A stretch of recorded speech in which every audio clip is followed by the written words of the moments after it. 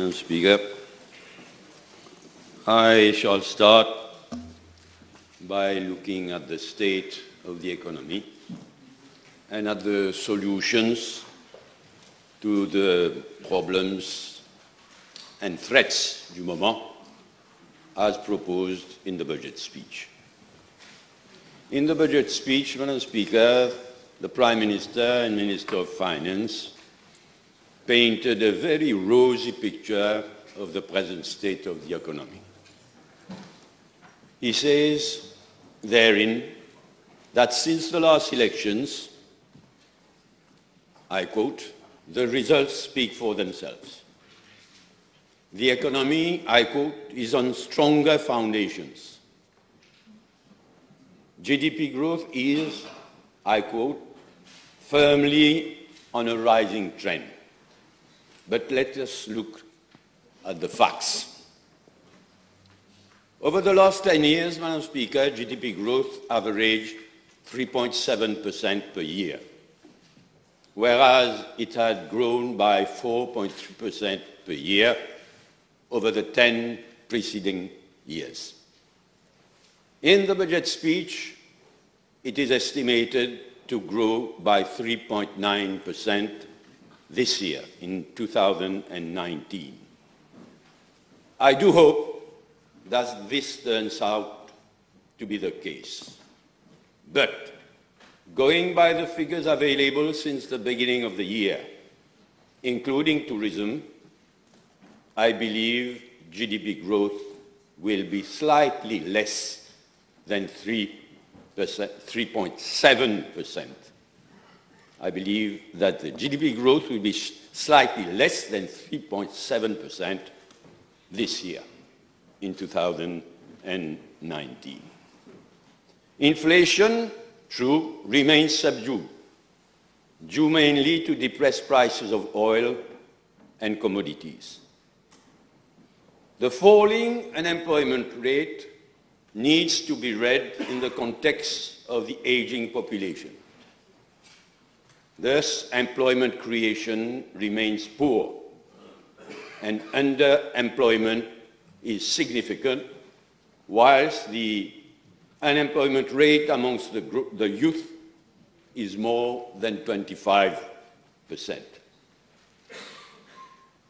The public debt worries everybody, including the International Monetary Fund.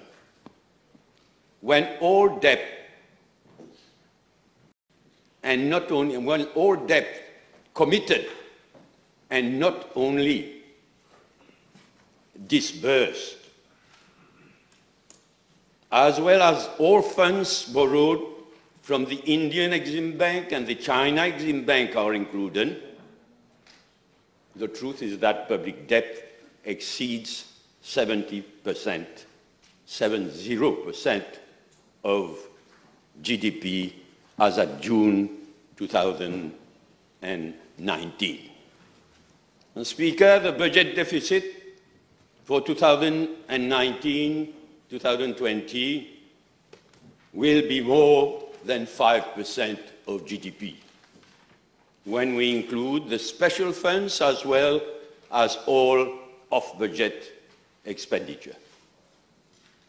What worries me most is the situation concerning the balance of trade, balance of the current account deficits, and the balance of payments. The balance of trade and the current account deficit are continuing to deteriorate. Exports are down and going down. The balance of payments surplus went down by nearly 50% in 2018 compared to 2017. Balance of payments deficits were recorded. Balance of payments deficit were recorded in the last 2 quarters of 2018. Foreign exchange reserves declined from 230 billion in June 2018 to 2018 billion in December 2018. 2018.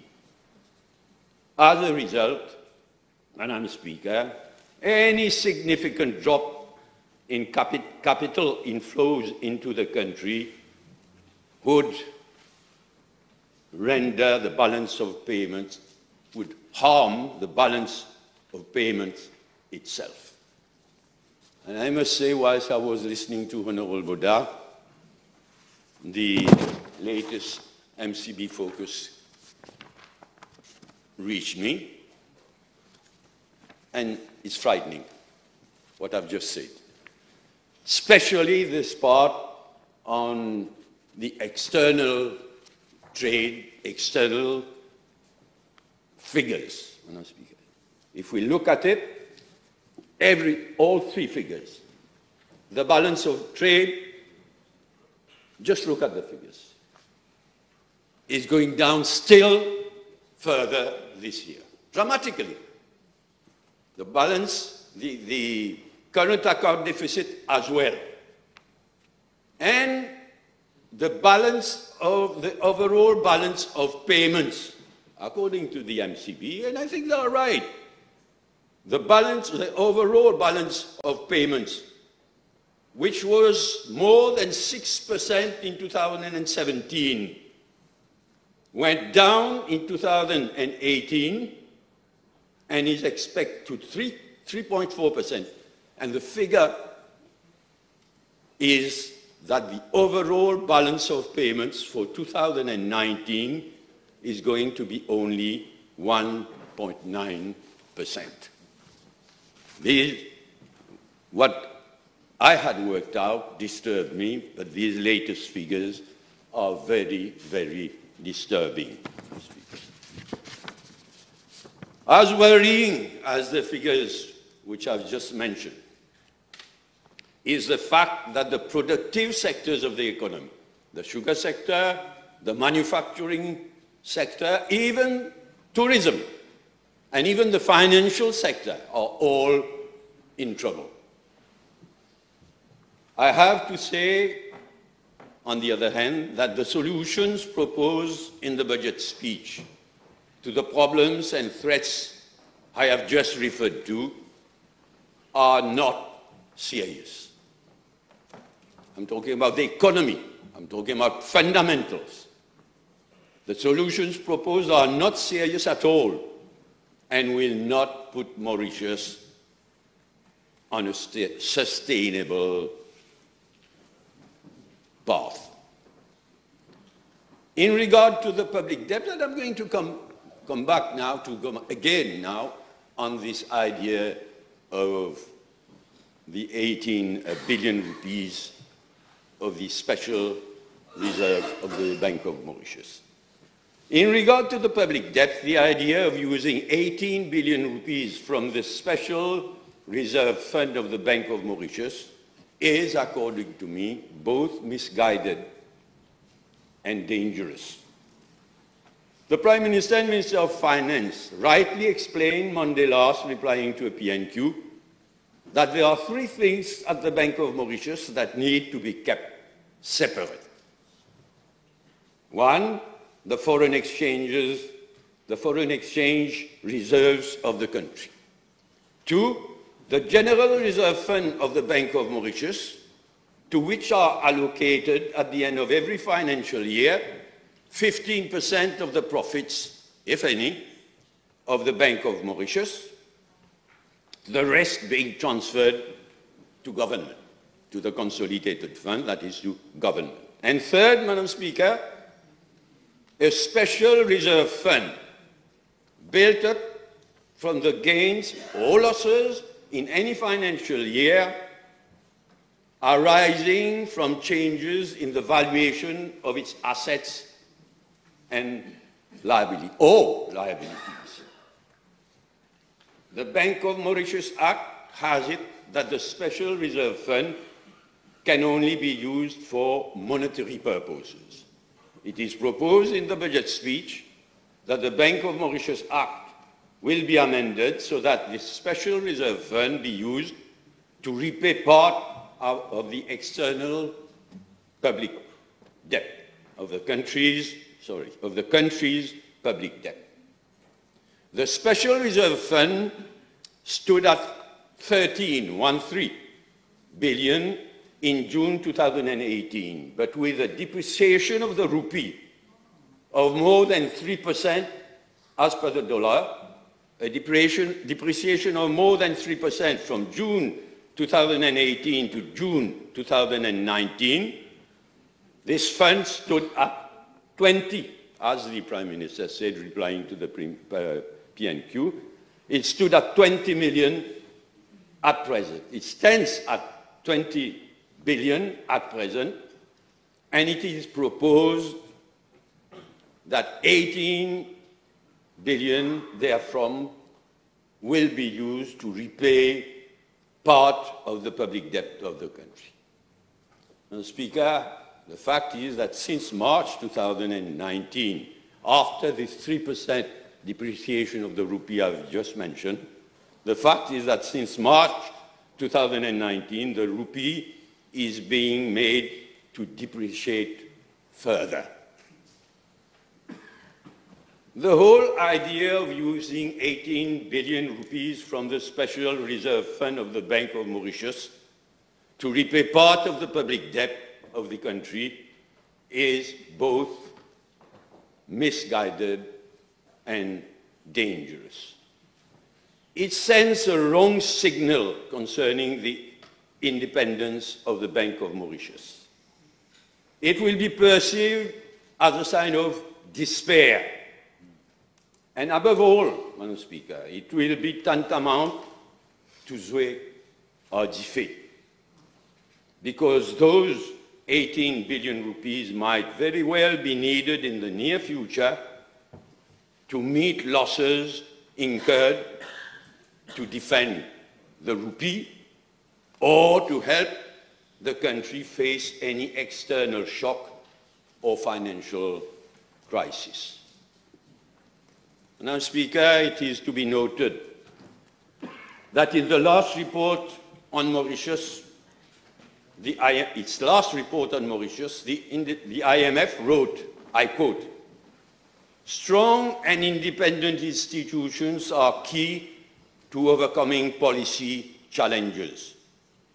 Staff," that is the IMF staff urge the authorities, the Mauritian authorities, staff urge the authorities to maintain strong and independent institutions to remain an attractive investment and employment destination. We know the very diplomatic language which the IMF, the World Bank, and even the MCB focus use normal when they feel that it is required for them to put that in a report. It means a lot, and it should be listened to very carefully. For the above reasons, Madam Speaker, I appeal to the Prime Minister and Minister of Finance not to go ahead with this idea, and instead to request from the IMF a study to determine the adequate level of capital that the Bank of Mauritius should maintain as a safeguard against adverse risks and without compromising its ability to carry out its statutory objectives. The coincidence has it, Madam Speaker, that in India, right now, a high-powered committee chaired by a former governor of its central bank has been carrying out just such a study for India since December 2018. Madam Speaker, it is also, in the budget speech, it is also proposed that 11 billion of government non-strategic assets be privatized over the next 2 years. 5 billion this financial year, 2019-2020, and 6 billion in 2020-2021, to reduce the level of government debt, but without any indication as to which assets we are talking about. We should be given an indication thereof, and I have strong doubts that, as in the past, this project will be realized. Madam Speaker, in the case of the sugar industry, all planters will benefit this year from a price of 25,000 rupees per ton of sugar for the first 60 tons of sugar accrued to them. And the assistance of the World Bank has been sought to provide strategic policy options for making the sugar industry sustainable. Replying to a PNQ last Tuesday, the Minister of Agriculture stated that the 25,000 rupees assistance scheme would cost 650 million rupees, and that the CEB, meaning ultimately the consumers, would contribute 500 million rupees. I was a bit surprised by a comment that the leader of the opposition was satisfied that it is the CEB that will contribute. The CEB will take this out of our pockets. When the CEB makes profits, it is because what it is charging to consumers is so calculated. So let us look at the truth. Small planters must be helped. We all agree. But in this case, what I think happened is that government tried to find the money here and there.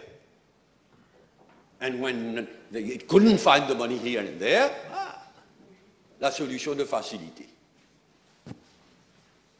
Get the CEB to take out of its profit, because it is making huge profits. It has made billions of profits these recent years. Therefore, to get it to contribute 500 million rupees. The planters deserve it. But this is going to come out of the pockets of consumers, and is going to increase the electricity tariffs by so much, or prevent a decrease by so much. Let us keep that in mind, because it can't be done every year either, Madam Speaker. The planters have not been told if this 25,000 rupees assistance scheme will be renewed next year. We have not heard a word on that, if the price of sugar remains depressed. And the fact is that the small planters have expressed their dissatisfaction with all this. Madam Speaker, in the case of the manufacturing sector, it is proposed that the Investment Support Programme, ISP, the Investment Support Programme of the Economic Development Board, be converted into a company, ISP Limited, a company with 1 billion rupees to be made available. So says the budget speech. But with only, from what I've seen, but with only not 1 billion, but 1 million being provided for in the estimates for this year, for 2019-2020, as equity. And of course, with no reference to the stimulus packages of the past. What disturbs me a lot, Madam Speaker, is what is proposed for the tourism sector, the financial sector, and the ocean blue economy, I find totally inadequate. To really have those sectors come out of the trouble they are in and move on a development path. I believe that what is proposed for these sectors is totally inadequate. What is said in the budget speech on climate change and the environment at a time when the issue has become urgent worldwide, is also not serious, Madam Speaker. We know that the so-called nationally determined contribution of Mauritius, c'est-à-dire les engagements pris par l'île Maurice vis-à-vis des Nations Unies en 2015, sont complètement dépassés. The nationally determined contribution of Mauritius at this stage proposed reducing by 30% our greenhouse gas emissions by year 2030. At a time when Finland, where a left-wing government has just taken over a few days ago, at a time when Finland has just pledged to become carbon neutral by 2035, a formidable challenge. And when the Pope on Friday, 14th June last, declared a climate emergency and appealed to governments to act urgently to keep the rise of temperature to 1.5 degrees instead of the 2 degree, not 1%, 1.5 degree instead of the 2% degree in the 2015 Paris Agreement. There is also in the budget speech no mention of the SIDS houses. SIDS, the Small Island Developing States, houses the Alliance of Small Island Developing States, in which Mauritius played a leading role in January 2005 with the UN conference held, the UN SIDS conference held in Mauritius, in the presence of the then Secretary General, Kofi Annan, leading role which unfortunately we lost after 2005. Madam Speaker, let me say a few things on the Chagos and Tromelin, Agalega and Saint-Brandon, and on Rodrigues, especially after the insane things that we heard in this House. The MMM has every reason to be very proud in regard to the Chagos, the Chagosians, and Tromelin. We started the struggle to get back the Chagos. We, the MMN, started the struggle to get back the Chagos. And we were the first to support the Chagosians here in Mauritius. We obtained that the definition of the state of Mauritius in our legislation be amended to include the Chagos and Tromelin. And I remember those who were in the 1965 Constitutional Conference, how they fought, how they resisted this move by the MMM, and we got government finally to do it, to amend the definition of our state. I remember, I won't say who it was, but I remember a senior minister saying, the UK had the right to do that. We had to fight hard to get that. That is in the case of Chagos and Tromelin. But in the case of Tromelin, Madam Speaker, until 1978, Madagascar claimed sovereignty over 5 so-called îles éparses. Now Madagascar calls the islands les îles malgaches de l'océan Indien. Rightly so. So until 1978, Madagascar claimed sovereignty over the 5, not the, but 5 so-called îles éparses, including Tromelin. I obtained in 1978 in Tananarive that Madagascar would stop claiming sovereignty over Tromelin, would support our sovereignty claim over Tromelin. And that is why, Madam Speaker, in 1979, Madagascar got the UN General Assembly to adopt a resolution supporting the sovereignty of Madagascar over the so-called îles éparses, excluding Tromelin. And since then, Madagascar supports our claim of sovereignty over Tromlin, and we support the claim of Madagascar over the 4 other islands, that is Europa, Basasta India, Juan de Nova, and Les Glorieuses. Madam Speaker, we hope that the UK will soon open discussions with Mauritius to implement the recent International Court of Justice ruling on the Chagos. But again, once more, we request that the present government make clear what is its stand on Tromlin.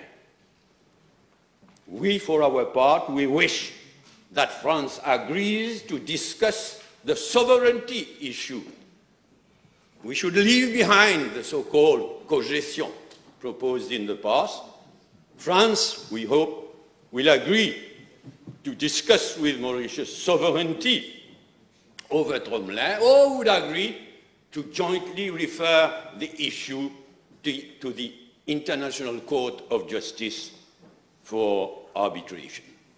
Madam Speaker, in the case of Agalega, we give all our support to our compatriots in Agalega and will be, with many others, ever vigilant. It is regrettable, Madam Speaker, that in the budget speech no mention at all is made to Saint-Brandon, part of our archipelago state. We are entitled to know what is the situation there these days, because the dégâts irréparables can be caused to Saint-Brandon if we are not concerned. I'm very worried, and therefore we are entitled to know what is the situation in Saint-Brandon these days and what is proposed for the protection and development of Saint-Brandon. In the case of Rodrigues, the MMM is rightly proud of the role we played in 2000-2005 to grant real, genuine autonomy to Rodrigues and to enshrine that autonomy in the constitution of the country. We shall always stand by our Rodriguan sisters and brothers and shall pay close attention to their reaction to the 3.8 billion rupees budget for the Rodrigues Regional Assembly provided for in this year's budget. Madam Speaker, let me say a few words on drugs and corruption. Drugs, and especially synthetic drugs, are killing our people, and especially our youth. Let me say clearly that the MMM is not satisfied at all the way the Lam Shangning Commission report is being implemented, or rather not implemented, and the way the Lam Shangning Commission report is not being followed up as it should. Concerning corruption, we are not surprised that not a word is to be found in the budget speech referring to corruption, especially considering the numerous cases of scandal and nepotism we have witnessed since the last elections. For its part, the MMM takes great pride in the fact that concerning every scandal of the recent past, be it the MedPoint affair, the Betamax case, or the ICT power, the city power, not ICT, the city power saga, the MMM has been the only party to have been on the right side of things on each and every occasion. Madam Speaker, we take note that no reference has been made in the budget speech to the law concerning the financing of political parties. at a time when money politics threatens democracy itself. I hope that when summing up, the Honourable Prime Minister and Minister of Finance will confirm that this piece of legislation will come before the next general elections. And the MMM also requests that the declaration of assets of members of Parliament be made public before the forthcoming elections, as provided for in the Declaration of Assets Act itself. Madam Speaker, let me end on the issue whether the present budget is electoralist or not, and on elections. The budget, it is a fact, contains numerous electoralist, la bouche douce measures. Not surprising, since elections are coming. But the fact is that the budget contains numerous electoralist, la bouche douce measures. And we all know that it is the last budget of the present government before general elections. Just as we know that the present Assembly will stand dissolved on the 22nd of December 2019 if it has not been dissolved before. The fact, I believe, Madam Speaker, the fact is that despite the cadeau la bouche douce I've just mentioned and contained in the budget, there has been something of a crisis of expectation of the government's doing. There has been something of a crisis of expectations because the government had raised expectations, especially concerning old age pensions and the PRB. Then, Madam Speaker, there are the faux cadeaux. In the case of the decrease in the price of diesel and l'essence, the population knows that excise duty, now being brought down, was increased massively in 2015, disguised as a fourfold increase in the levy charged by the State Trading Corporation on diesel and essence. And in the case of the decrease in the price of cooking gas, and to the so-called 1.7 billion subsidy on the price of rice, flour, and cooking gas, the population knows that this sum is in fact collected by the STC through levies again on the price of diesel and l'essence. This is collected by the STC from the consumers and traveling public. In the case of the 6,000 housing units to be constructed on 16 sites over the next 3 years, in high-rise buildings with a maximum of 6 floors, again, the population knows that only 1,283 housing units have been constructed and delivered by the present government, and that those 6,000 units are supposed to be built on a PPP basis by the private sector. And we know what will be the result of that, Madam Speaker. Finally, Madam Speaker, there are the déçus et oubliés of the budget, especially the fishermen, the artists, the taxi operators, and the SMEs. Madam Speaker, this is the last budget of the present government. As per the Constitution, the present Assembly will stand dissolved on 22nd December 2018, that is 5 years as from the first sitting of the Assembly after the last general election. So the present Assembly will stand dissolved on 22nd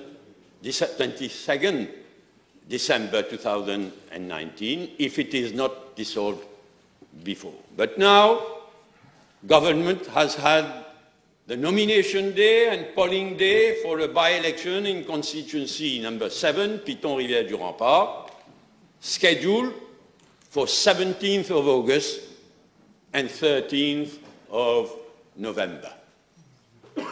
If there is a by-election and a candidate is elected on 13th of November, he or she will stop being a member of the Legislative Assembly a month later, on 22nd December. This would be ridiculous, but also a waste of precious public funds. Madam Speaker, hardly anyone believes that there will be a by-election. But it is wrong. I believe it is wrong for government to have the whole population to live in such incertitude. And it is bad for the economy, for investment and for the economy in general. The best thing, I believe, as a patriot, as a Mauritian, the best thing for the country and its economy would be to have general elections before the end of the year. That is, before the date 22nd of December, when the Assembly will stand dissolved, whatever else happens. If government really thinks that this budget has been well received by the population, it should have no problem with general elections being held before the end of the year. This is in the democratic spirit. This is in line with the mandate, the 5-year mandate, which government obtained in the last general election. So if indeed government really thinks that this budget has been well received by the population, it should have no problem with general elections being held before the end of the year, instead of imposing upon the country, as from 22nd December, a caretaker government without a parliament. Thank you, Madam Speaker.